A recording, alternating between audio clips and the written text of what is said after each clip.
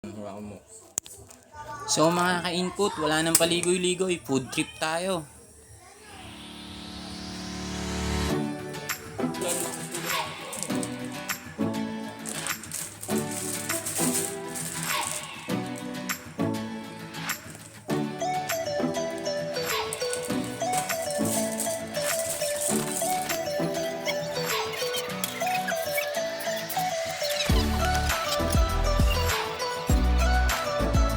Yan na nga mga ka-input, luto na nga pala yan. At ngayon, i-drain ko na siya. Huwag nyo nang pansinin yung mga hugasan namin, talagang laging marami yan. Alam yan ng mga taga-tropical village.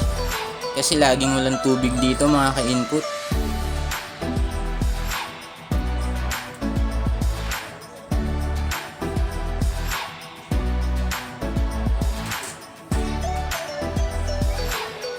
At nilagay ko na nga pala yung pansit canton dito mga ka-input. Yan nga, inaalog-alog ko pa.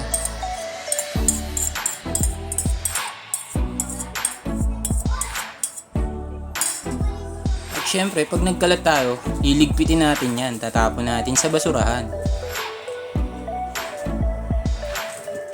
Kasama ko nga pala dito yung pamangkin ko. Siya na pinaghalo ko ng pansit canton. O, see? Yabang pa niya, no?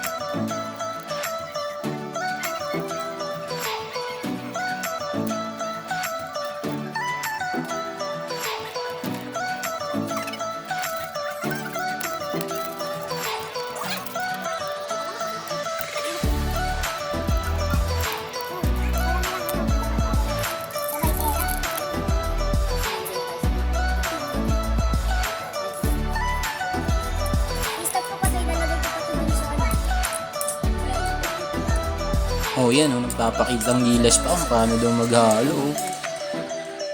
Habang hinahalo nga pala ng pamangkin ko yung pansit canton, ako naman ang magluluto ng ramen. So, ayan na.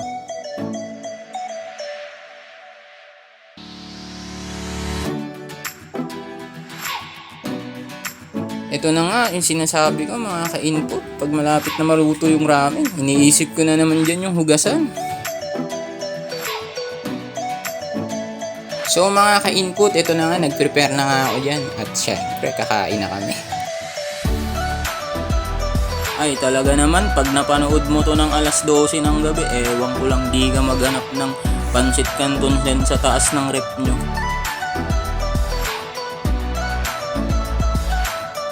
Food trip na naman mga kiddos.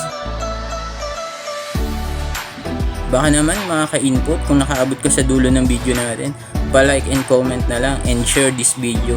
Thank you!